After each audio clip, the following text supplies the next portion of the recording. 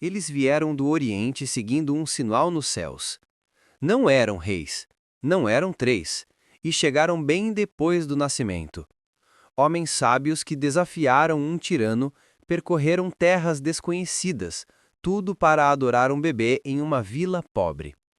Esta é a história real por trás dos magos.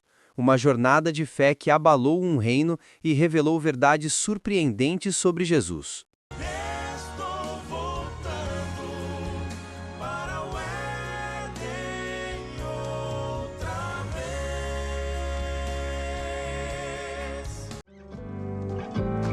Tendo nascido Jesus em Belém de Judéia, no tempo do rei Herodes, eis que uns magos vieram do Oriente a Jerusalém, dizendo: Onde está aquele que é nascido rei dos judeus? Porque vimos a sua estrela no Oriente e viemos a adorá-lo. Mateus 2, 1 e 2. Os magos do Oriente eram filósofos. Faziam parte de uma grande e influente classe que incluía homens de nobre nascimento, bem como muitos dos ricos e sábios de sua nação. Entre estes, se achavam muitos que abusavam da credulidade do povo. Outros eram homens justos, que estudavam as indicações da providência na natureza, sendo honrados por sua integridade e sabedoria. Desses, eram os magos que foram em busca de Jesus. A luz de Deus está sempre brilhando entre as trevas do paganismo. Ao estudarem esses magos o céu estrelado, procurando sondar os mistérios ocultos em seus luminosos caminhos, viram a glória do Criador. Buscando mais claro entendimento, voltaram-se para as Escrituras dos Hebreus. Guardados como tesouro havia, em sua própria terra, escritos proféticos, que prediziam a vinda de um mestre divino. Balaão pertencia aos magos. Conquanto fosse em tempos profeta de Deus, pelo Espírito Santo, predissera a prosperidade de Israel e o aparecimento do Messias, e suas profecias haviam sido conservadas, de século em século, pela tradição. No Antigo Testamento, porém, a vinda do Salvador era mais claramente revelada. Os magos souberam, com alegria, que seu advento estava próximo, e que todo o mundo se encheria do conhecimento da glória do Senhor. Viram os magos uma luz misteriosa nos céus naquela noite em que a glória de Deus inundara as colinas de Belém. Ao desvanecer-se a luz, surgiu uma luminosa estrela que permaneceu no céu. Não era uma estrela fixa nem um planeta, e o fenômeno despertou o mais vivo interesse. Aquela estrela era um longínquo grupo de anjos resplandecentes, mas isso os sábios ignoravam. Tiveram, todavia, a impressão de que aquela estrela tinha para eles significado especial. Consultaram sacerdotes e filósofos e examinaram os rolos dos antigos registros. A profecia de Balaão declarara: uma estrela procederá de Jacó, e um cetro subirá de Israel. Números 24, 17. Teria acaso sido enviada essa singular estrela como precursora do prometido?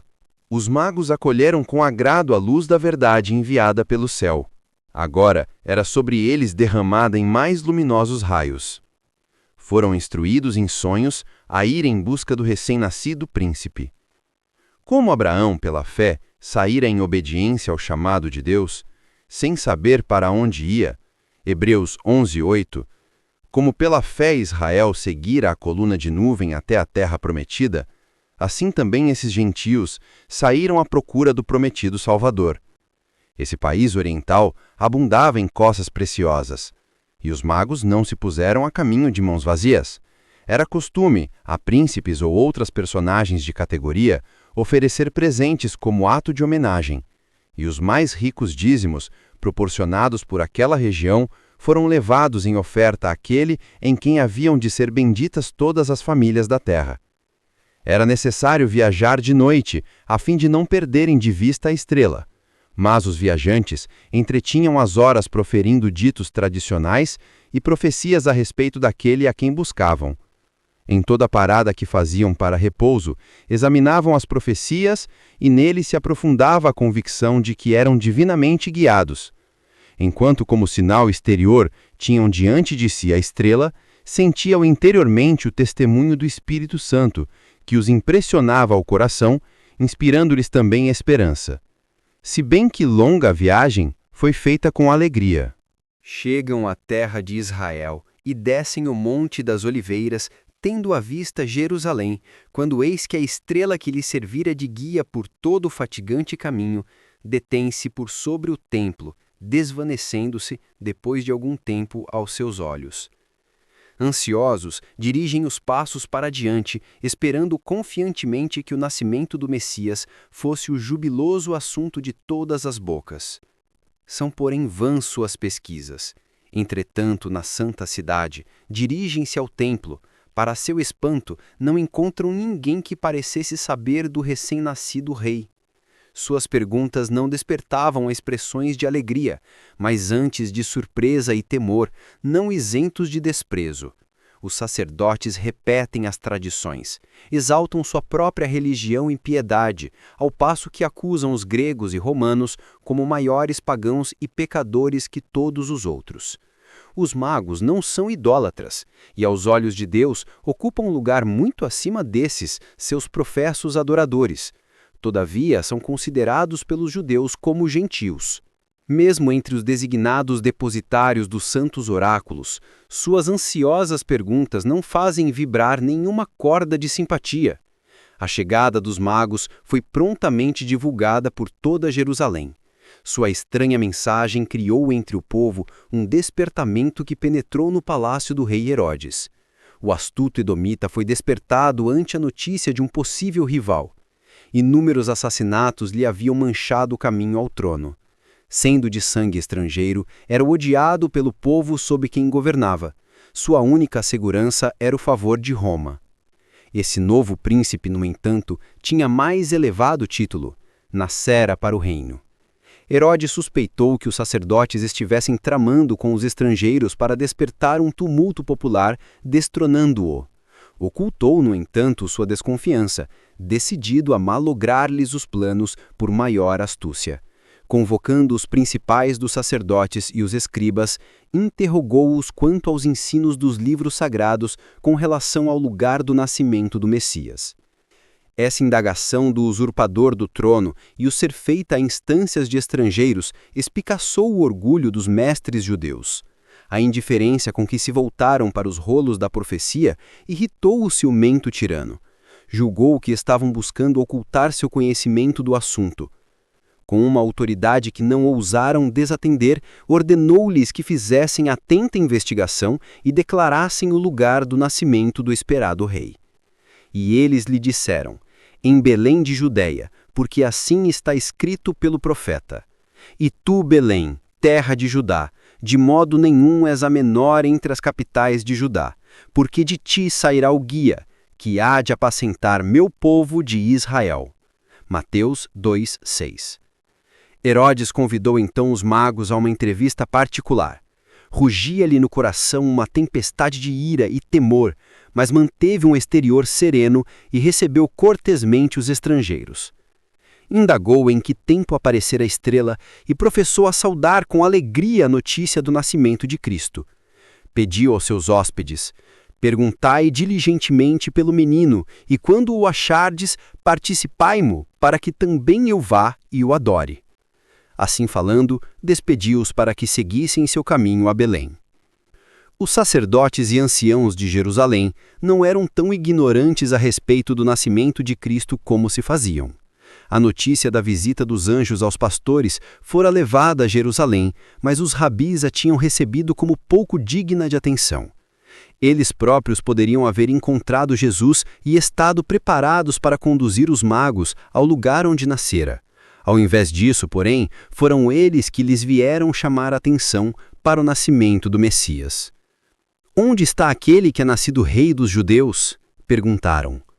Porque vimos a sua estrela no Oriente e viemos a adorá-lo.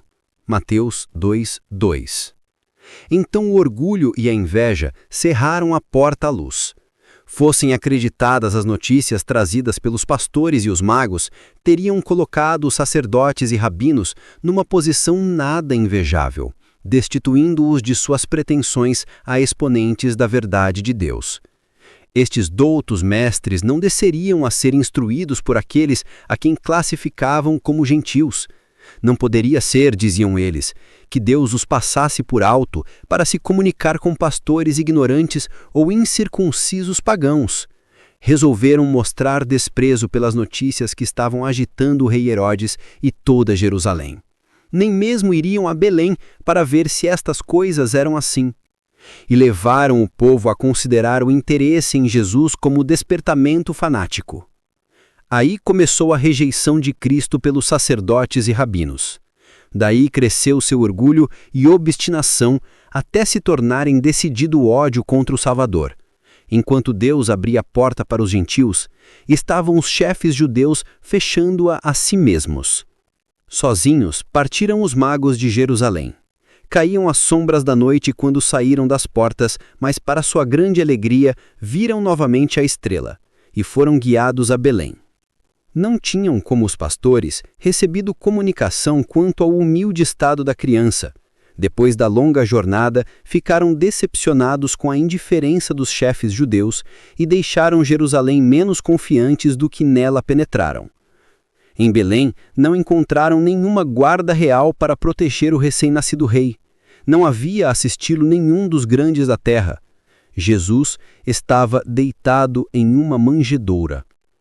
Os pais e letrados camponeses eram seus únicos guardas. Poderia este ser aquele a quem estava escrito que deveria restaurar as tribos de Jacó e tornar a trazer os remanescentes de Israel, que seria luz para os gentios e salvação até a extremidade da terra? Isaías 49:6. E entrando na casa, acharam um menino com Maria, sua mãe, e prostrando-se o adoraram. Mateus 2:11. Através da humilde aparência exterior de Jesus, reconheceram a presença da divindade. Deram-lhe o coração como a seu Salvador, apresentando então suas dádivas, ouro, incenso e mirra. Que fé a sua! Como do centurião romano, mais tarde poder-se-ia haver dito dos magos do Oriente, nem mesmo em Israel encontrei tanta fé. Mateus 8:10. Os magos não haviam penetrado os desígnios de Herodes para com Jesus. Satisfeito o objetivo de sua viagem, prepararam-se para regressar a Jerusalém, na intenção de o pôr ao fato do êxito que haviam tido. Em sonho, porém, recebem a divina mensagem de não ter mais comunicações com ele. E, desviando-se de Jerusalém, partem para sua terra por outro caminho. De igual maneira, recebeu José aviso de fugir para o Egito com Maria e a criança. E o anjo disse: E demora-te lá até que eu te diga, porque Herodes há de procurar o menino para o matar.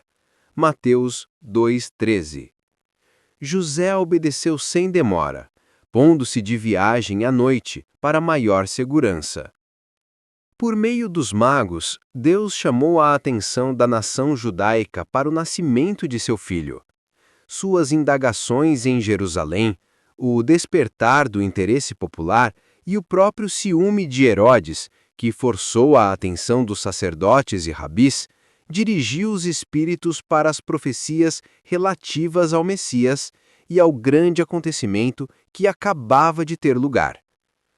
Satanás empenhava-se em dissipar do mundo a luz divina e pôs em jogo sua máxima astúcia para destruir o Salvador. Mas aquele que não dorme nem tosquineja, velava por seu amado filho. Aquele que fizera chover maná do céu para Israel e alimentara Elias em tempo de fome, providenciou em terra pagã um refúgio para Maria e o menino Jesus. E, mediante as dádivas dos magos de um país gentílico, supriu o Senhor os meios para a viagem ao Egito e a estadia em terra estranha. Os magos estiveram entre os primeiros a saudar o Redentor.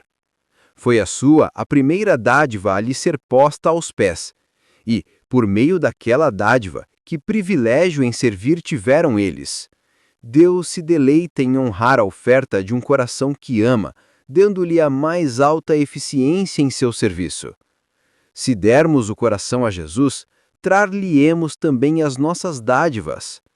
Nosso ouro e prata, nossas mais preciosas posses terrenas, nossos mais elevados dotes mentais e espirituais, ser-lhe-ão inteiramente consagrados a Ele, que nos amou e se entregou a si mesmo por nós. Em Jerusalém, Herodes aguardava impaciente a volta dos magos. Como passasse o tempo e não aparecessem, despertaram-se nele suspeitas. A má vontade dos rabis em indicar o lugar do nascimento do Messias parecia mostrar que lhe haviam penetrado o desígnio e que os magos se tinham propositamente esquivado. Esse pensamento o enraiveceu. Falhara a astúcia, mas restava-lhe o recurso da força. Faria desse rei criança um exemplo. Aqueles insolentes judeus haviam de ver o que podiam esperar de suas tentativas de colocar um rei no trono. Imediatamente foram enviados soldados em Belém com a ordem de matar todas as crianças de 2 anos e para baixo. Os sossegados lares da cidade de Davi presenciaram essas cenas de horror que 600 anos antes haviam sido reveladas ao profeta. Em Ramá se ouviu uma voz, lamentação, choro e grande pranto. Raquel chorando os seus filhos e não querendo ser consolada, porque já não existem. Mateus 2,18. Essa calamidade trouxeram os judeus a si mesmos. Houvessem estado nos caminhos da fidelidade e da humildade perante Deus, ele havia de maneira assinalada tornado sem efeito, para eles, a ira do rei. Mas separaram-se de Deus por seus pecados e rejeitaram o Espírito Santo, que lhes era a única proteção. Não estudaram as Escrituras com o desejo de se conformarem com a vontade de Deus. Buscaram as profecias que podiam ser interpretadas para sua exaltação e mostraram que o Senhor desprezava as outras nações. Jactavam-se orgulhosamente de que o Messias havia de servir como rei, conquistando seus inimigos e esmagando os gentios na sua indignação. Assim, haviam despertado o ódio dos governadores. Por meio da maneira pela qual desfiguraram a missão de Cristo, Satanás intentara tramar a destruição do Salvador. Mas ao invés disso, ela lhes caiu sobre a própria cabeça. Este ato de crueldade foi um dos últimos que entenebreceu o reinado de Herodes. Pouco depois da matança dos inocentes, foi ele próprio obrigado a submeter-se àquela condenação que ninguém pode desviar. Teve morte terrível. José, que ainda se achava no Egito, foi então solicitado por um anjo de Deus a voltar para a terra de Israel. Considerando Jesus como o herdeiro de Davi, José desejava estabelecer residência em Belém, mas ouvindo que Arquelau reinava na Judéia, em lugar de seu pai, receou que o desígnio do pai contra Cristo pudesse ser executado pelo filho. De todos os filhos de Herodes, Arquelau era o que mais se lhe parecia em caráter. Já sua sucessão no governo fora assinalada por um tumulto em Jerusalém e um morticínio de milhares de judeus pelas guardas romanas. Novamente José foi encaminhado para um lugar de segurança. Voltou a Nazaré, sua residência anterior, e ali, por cerca de 30 anos, viveu Jesus para que se cumprisse o que fora dito pelos profetas. Ele será chamado Nazareno. Mateus 2:23. A Galileia estava sob o domínio de um filho de Herodes, mas tinha uma mistura muito maior de habitantes estrangeiros do que a Judéia. Havia assim muito menos interesse nas questões que diziam especialmente aos judeus, e os justos direitos de Jesus corriam menos riscos de despertar os ciúmes daqueles que estavam no poder. Tal foi a recepção feita ao Salvador ao vir à terra. Parecia não haver nenhum lugar de repouso ou segurança para o infante Redentor. Deus não podia confiar seu amado Filho aos homens, nem mesmo enquanto levava adiante sua obra em benefício de sua salvação. Comissionou anjos para assisti-lo e protegê-lo, até que cumprisse sua missão na terra e morresse às mãos daqueles a quem viera salvar.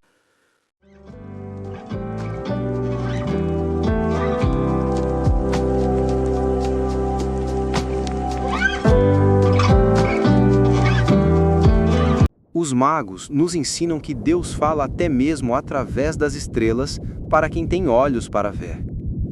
Eles enfrentaram perigos, desafiaram poderes e não descansaram até encontrar o rei que procuravam. E nós? O que estamos dispostos a enfrentar para encontrar Jesus hoje? Que sua jornada nos inspire a buscar Cristo com a mesma determinação. No próximo vídeo, acompanharemos parte da infância de Jesus. Não percam! Inscrevam-se no canal, ativem o sininho e deixe seu like para que esse vídeo chegue a cada vez mais pessoas.